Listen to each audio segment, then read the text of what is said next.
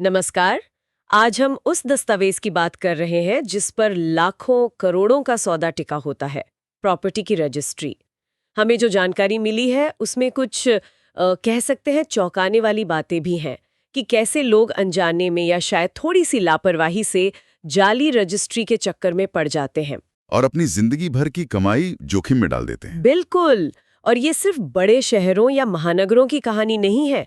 आप देखिए, प्रॉपर्टी से जुड़ी धोखाधड़ी जिसमें ये नकली रजिस्ट्री का इस्तेमाल होता है, आजकल काफी आम हो गई है। धोखेबाज भी कई तरीके अपनाते हैं।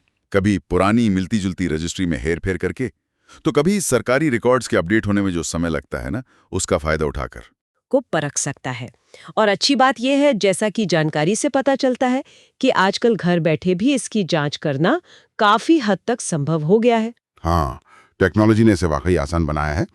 देखिए, रजिस्ट्री को वेरीफाई करना न सिर्फ आपको संभावित धोखाधड़ी और भविष्य के कानूनी झंझटों से बचाता है, बल्कि ये प्रॉपर्टी पर आपके मालिकाना हक को भी एक ठोस आधार देता है।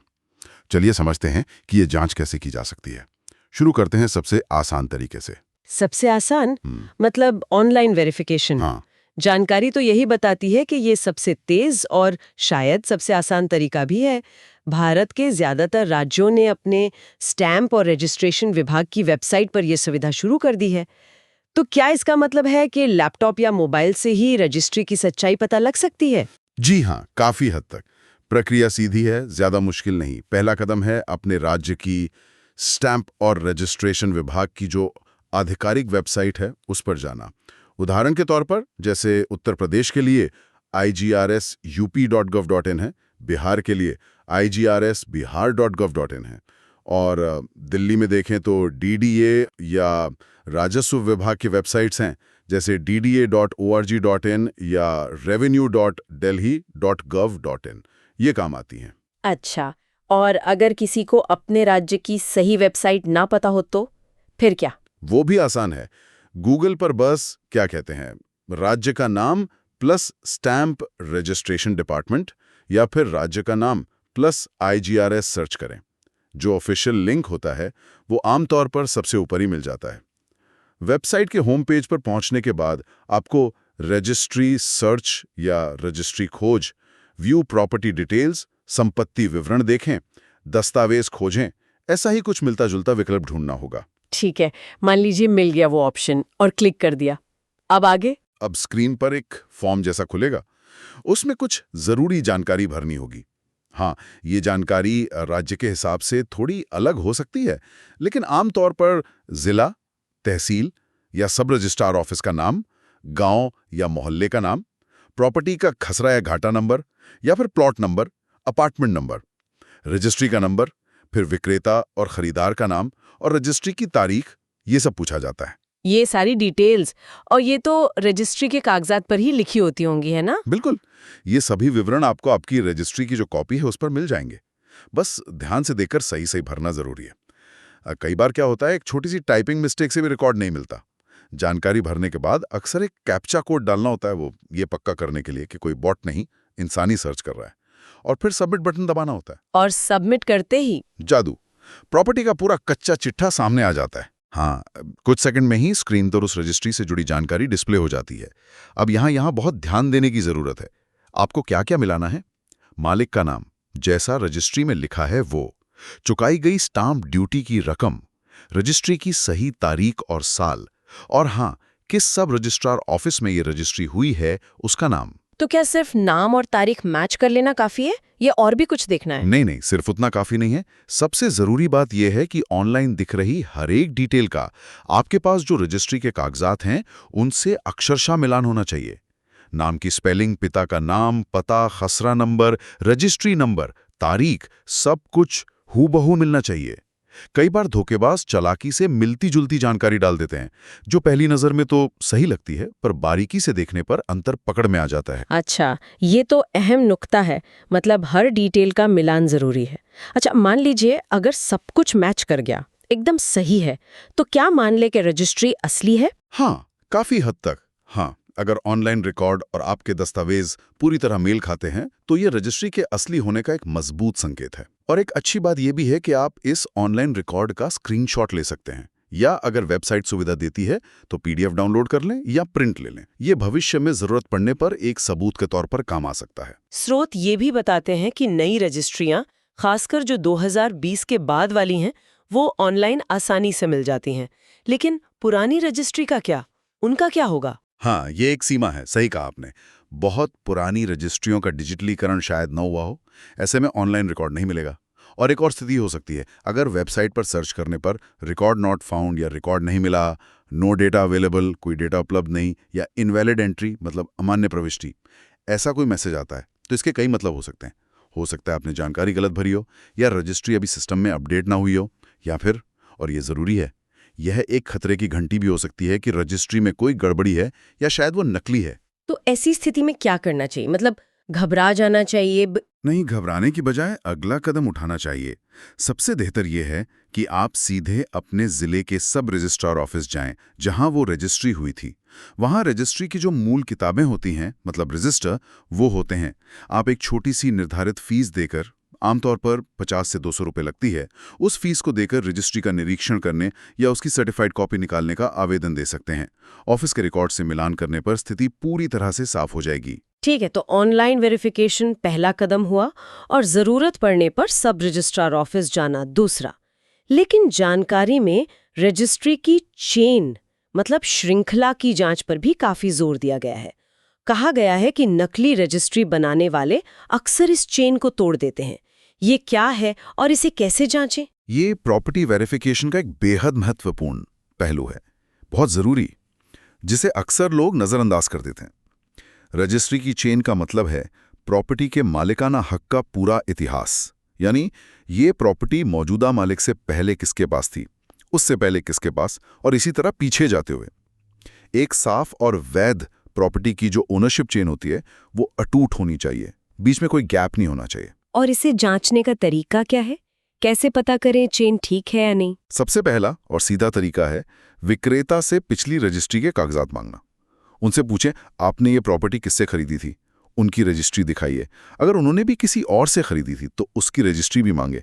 जितना पीछे तक जा सके, मतलब जितनी पुरानी रजिस्ट्री मिल सके, उतना बेहतर है। और अगर विक्रेता आनाकानी करे या कहे कि भाई पुराने कागजात नहीं हैं, तब? ये एक संदेह का कारण हो सकता है। देखिए, एक असली विक्रेता के पास आमतौर पर पिछली रजिस्ट्री होती ही है। अगर कागजात नहीं मिल रहे हैं तो आप सब रजिस्ट्रार ऑफिस से पिछली रजिस्ट्रियों की सर्टिफाइड कॉपी निकलवा सकते हैं। हाँ, हालांकि इसमें थोड़ा समय और मेहनत लग सकती है, और आपको हर पिछली रजिस्ट्री को मौजूदा रजिस्ट्री की तरह ही वेरीफाई करना होगा। क्या नाम सही है, क्या प्रॉपर्टी का विवरण मेल खाता है, कहीं बीच में कोई ऐसा मालिक तो नहीं आ रहा जिसका नाम मतलब अचानक से प्रकट हो गया हो। मतलब कड़ियों को जोड़कर देखना है कि मालिकाना हक का जो ट्रांसफर है वो लगातार और तर्कसंगत तरीके से हुआ है या नहीं, कोई जंप तो नहीं है। बिल्कुल, अगर कहीं पर चेन टूटी ही लगती है, यानी एक मालिक के बाद अगले मालिक का नाम ठीक से नहीं जुड़ रहा है, या किसी रजिस्ट्री में प्रॉपर्टी का विवरण अचानक बदल जाता है, तो ये गंभीर चिंता का विषय है। इसके साथ ही खतौनी, जिसे कुछ जगहों पर जमाबंदी या अधिकार अभिलेख भी कहते हैं, उसको भी जांचना बहुत जरूरी है। खतौनी, ये क्या होती है और ये कैसे मदद करती है इसमें? खतौनी एक तरह का राजस्व रिकॉर्ड होता है, रेवेन्यू रिकॉर्ड, जिसमें जमीन का विवरण और उसके मालिक या मालिकों का नाम दर्ज होता है। ये जानकारी हर राज्य के भू अभिलेख यानी लैंड रिकॉर्ड्स पोर्टल पर ऑनलाइन उपलब्ध होती है, जैसे यूपी में भूलेख यूपी, बिहार में बिहार भूमि वगैरह, या आप तहसील ऑफिस से भी इसे प्राप्त कर सकते हैं। अब जरूरी यह है कि रजिस्ट्री में दर्ज मालिक का नाम और खतौनी में दर्ज मालिक का नाम एक ही होना चाहिए। अगर रजिस्ट्री हो गई है लेकिन खतौनी में अभी भी पुराने मालिक का नाम है, तो इसका मतलब है कि म्यूटेशन यानी दाखिल खारिज नहीं हुआ है, जो कि जरूरी है। खतौनी और रजिस्ट्री का मिलान ओनरशिप को पुख्ता करता है। समझ गई। तो ऑनलाइन वेरिफिकेशन, फिर चेन की जांच और खतौनी से मिलान। इसके अलावा जो रजिस्ट्री के भौतिक कागजात हाथ में हैं, उन्हें भी तो गौर से देखना बनता होगा। क्या असली रजिस्ट्री के कुछ खास पहचान होती हैं, कुछ निशानियां? हाँ बिल्कुल, दस्तावेज की भौतिक जांच भी उतनी ही महत्वपूर्ण है। एक अनुभवी आंख कई बार गड़बड़ी पकड़ लेती है। असली रजिस्ट्री की कुछ सामान्य पहचानें। पहला, यह हमेशा निर्धारित मूल्य के सरकारी स्टैम्प पेपर पर होनी चाहिए। स्टैम्प पेपर असली है या नहीं, ये भी परखा जा सकता है वैसे। दूसरा, उस पर सरकारी स्टैंप मतलब मोहर और सब रजिस्ट्रार के हस्ताक्षर स्पष्ट और असली दिखने चाहिए, धुंधले या अजीब से नहीं। तीसरा, रजिस्ट्री का नंबर, जिल्द संख्या, पेज नंबर, रजिस्ट्री की तारीख और चुकाई गई स्टैंप ड्यूटी की रकम का साफ उल्लेख होना चाहिए। चौथा, कागज की गुणवत्ता आमतौर पर अच्छी होती है, प्रिंटिंग साफ सुथरी होनी चाहिए और उसमें कोई संदिग्ध काट-छांट, ओवरराइटिंग या टाइपिंग की भद्दी गलतियां नहीं होनी चाहिए। और इसके उलट कौन सी बातें शक पैदा कर सकती हैं? मतलब नकली होने के क्या संकेत हो सकते हैं? देखिए, अगर रजिस्ट्री के दस्तावेज में डिटेल्स धुंधली हैं, पढ़ने में मुश्किल हो रही हैं या नाम, नंबर, पते में अटपटी गलतियां दिख रही हैं, तो सावधान हो जाना चाहिए। एक और बड़ा संकेत है स्टैंप ड्यूटी। अगर आपको लगता है कि प्रॉपर्टी की कीमत के हिसाब से या सरकारी सर्कल रेट के हिसाब से चुकाई गई स्टैंप ड्यूटी बहुत ही कम दिखाई गई है, मान लीजिए सर्कल रेट से 50% से भी ज्यादा कम, तो ये जांच का विषय है कि ऐसा क्यों है। क्या प्रॉपर्टी का मूल्यांकन जानबूझकर कम दिखाया गया है? धोखाधड़ी का इरादा तो नहीं? साथ ही अगर कागज की क्वालिटी बहुत ही हल्की या घटिया है या वो बिल्कुल फोटोकॉपी जैसा लग रहा है, तो ये भी नकली होने का एक बड़ा संकेत हो सकता है। ये तो वाकई ध्यान रखने वाली बातें हैं। मतलब ऑनलाइन जांच के साथ साथ फिजिकल जांच भी उतनी ही जरूरी है। अच्छा, इन सब के अलावा क्या कुछ और दस्तावेज या जांचें भी हैं जो प्रॉपर्टी खरीदने से पहले कर लेनी चाहिए? जैसा कि हमारे स्रोत बताते हैं, हाँ, रजिस्ट्री की प्रामाणिकता के अलावा प्रॉपर्टी का सौदा फाइनल करने से पहले कुछ और दस्तावेजों की जांच करना समझदारी है, ताकि भविष्य में कोई और सिरदर्द ना हो। इनमें प्रमुख हैं, पहला, NOC नो ऑब्जेक्शन सर्टिफिकेट, यानी अनापत्ति प्रमाण पत्र। अगर प्रॉपर्टी किसी हाउसिंग सोसाइटी में है या उस पर कोई लोन चल रहा था या वो किसी विशेष सरकारी योजना के तहत आती है, तो संबंधित अथॉरिटी जैसे सोसाइटी, बैंक या सरकारी विभाग से NOC लेना जरूरी हो सकता है। ये दिखाता है कि उन्हें प्रॉपर्टी बेचे जाने पर कोई आपत्ति नहीं है। दूसरा, एनकम्बरेंस सर्टिफिकेट, EC यानी भार मुक्त प्रमाण पत्र। ये दस्तावेज सब रजिस्ट्रार ऑफिस से मिलता है और पिछले कई सालों का, आमतौर पर 12 से 30 साल का रिकॉर्ड दिखाता है। इससे पता चलता है कि प्रॉपर्टी पर कोई पुराना लोन बकाया तो नहीं है, कोई कोर्ट केस या कानूनी विवाद तो नहीं चल रहा, या किसी और तरह का चार्ज जैसे कोई लीज या मॉर्गेज वो तो नहीं है। ये सुनिश्चित करता है कि आप एक साफ प्रॉपर्टी खरीद रहे हैं। देखिए, रजिस्ट्री सिर्फ मालिकाना हक का ट्रांसफर दस्तावेज है। इसके बाद खरीदार को स्थानीय निकाय जैसे नगर निगम, नगरपालिका या पंचायत के रिकॉर्ड में अपना नाम दर्ज करवाना होता है। इसी प्रक्रिया को म्यूटेशन कहते हैं।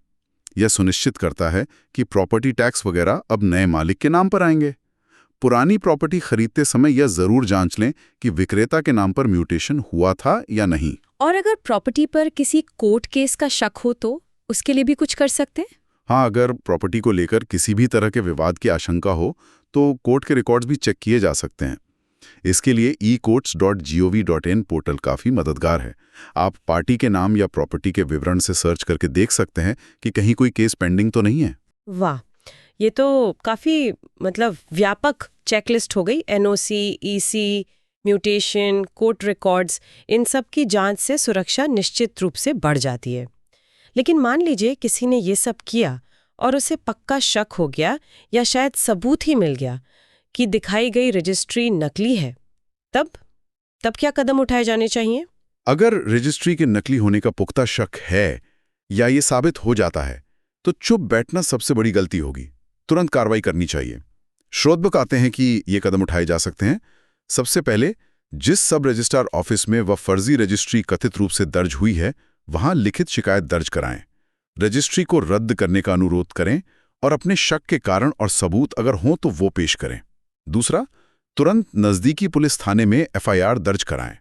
ये धोखाधड़ी का मामला है, इसलिए भारतीय दंड संहिता IPC की धारा 420 धोखाधड़ी, 467 मूल्यवान प्रतिभूति की जालसाजी, 468 धोखाधड़ी के उद्देश्य से जालसाजी, 471 जाली दस्तावेज को असली के रूप में इस्तेमाल करना, इन जैसी संबंधित धाराओं के तहत मामला दर्ज होना चाहिए। पुलिस कंप्लेंट के अलावा और कोई रास्ता? और कहाँ जा सकते हैं? हाँ, कई राज्यों के IGRS मतलब inspector general of registration and stamps विभाग के पास ऑनलाइन शिकायत निवारण पोर्टल भी होता है। आप वहां भी अपनी शिकायत दर्ज करा सकते हैं। और सबसे महत्वपूर्ण, खासकर अगर मामला थोड़ा पेचीदा हो, तो किसी अनुभवी प्रॉपर्टी वकील या कानूनी सलाहकार से मिलें। वे आपको सही कानूनी प्रक्रिया समझा सकते हैं और आपके हितों की रक्षा के लिए जरूरी कदम उठाने में मदद कर सकते हैं, जैसे कि सिविल कोर्ट में मुकदमा दायर करना। तो registrar office, police, IGRS portal और वकील, ये मुख्य रास्ते हैं। चलिए अब अंत की ओर बढ़ते हैं। इस पूरी वेरिफिकेशन प्रक्रिया, जिसमें ऑनलाइन जांच से लेकर ईसी और म्यूटेशन तक शामिल है, इसके मुख्य फायदे क्या हैं? ये सब करना क्यों इतना जरूरी है आखिर? इसके फायदे बहुत स्पष्ट और महत्वपूर्ण हैं। सबसे बड़ा फायदा है धोखाधड़ी से सुरक्षा। आप अपनी मेहनत की गाड़ी कमाई को गलत हाथों में जाने से बचा सकते हैं, ये सबसे जरूरी है। दूसरा, भविष्य में होने वाले अंतहीन और महंगे प्रॉपर्टी विवादों से बच सकते हैं। एक साफ और वेरीफाइड रजिस्ट्री आपके मालिकाना हक का निर्विवाद सबूत होती है। और लोन वगैरह लेने में भी आसानी होती होगी, है ना? बिल्कुल। जब आप भविष्य में उस प्रॉपर्टी पर लोन लेना चाहेंगे या उसे बेचना चाहेंगे, तो एक वेरीफाइड रजिस्ट्री और साफ टाइटल होने से प्रक्रिया बहुत आसान हो जाती है। बैंक या अगला खरीदार आसानी से आश्वस्त हो जाता है। और जैसा कि हमने शुरू में बात की थी, ऑनलाइन वेरिफिकेशन जैसी प्रक्रियाएं अब बहुत तेज हो गई हैं। स्रोत बताते हैं कि आप घर बैठे अपने मोबाइल या लैपटॉप से सिर्फ कुछ ही मिनटों में शुरुआती जांच कर सकते हैं। यह आपका समय, पैसा और मानसिक शांति तीनों बचाता है। तो हमने आज रजिस्ट्री की प्रामाणिकता जांचने के कई अहम पहलुओं पर विस्तार से बात की। सबसे पहले और आसान ऑनलाइन वेरिफिकेशन से लेकर रजिस्ट्री की पूरी चेन को खंगालने तक, फिर भौतिक दस्तावेजों को बारीकी से परखने और साथ ही एनकम्ब्रेंस सर्टिफिकेट ईसी और म्यूटेशन जैसे सहायक लेकिन महत्वपूर्ण रिकॉर्ड्स की जांच तक। ये तरीके निश्चित रूप से प्रॉपर्टी खरीदते समय एक सुरक्षा कवच का काम कर सकते हैं। बिल्कुल। ये जानकारी प्रॉपर्टी खरीदने और बेचने की प्रक्रिया में पारदर्शिता और सुरक्षा बढ़ाने में मदद करती है। ये जानना कि कैसे खुद ही इन चीज़ों को जांचा जा सकता है, लोगों को सशक्त बनाता है और उन्हें धोखेबाजों के रहमो करम पर नहीं छोड़ता। यहाँ एक विचारणीय प्रश्न ये भी उभरता है, जिस तरह टेक्नोलॉजी ने रजिस्ट्री वेरिफिकेशन को इतना सुलभ बना दिया है, भविष्य में ब्लॉकचेन या आर्टिफिशियल इंटेलिजेंस जैसी तकनीकें प्रॉपर्टी से जुड़े और किन जटिल पहलुओं को, जैसे टाइटल की गारंटी, सीमा विवाद या धोखाधड़ी की भविष्यवाणी को ज्यादा पारदर्शी, सुरक्षित और सुलभ बना सकती हैं? इस पर सोचना दिलचस्प होगा। ये वाकई एक दिलचस्प सवाल है कि भविष्य में तकनीक प्रॉपर्टी लेन-देन को और कितना बदल सकती है और कितना सुरक्षित बना सकती है। इसी विचार के साथ आज की ये गहन चर्चा यहीं समाप्त होती है।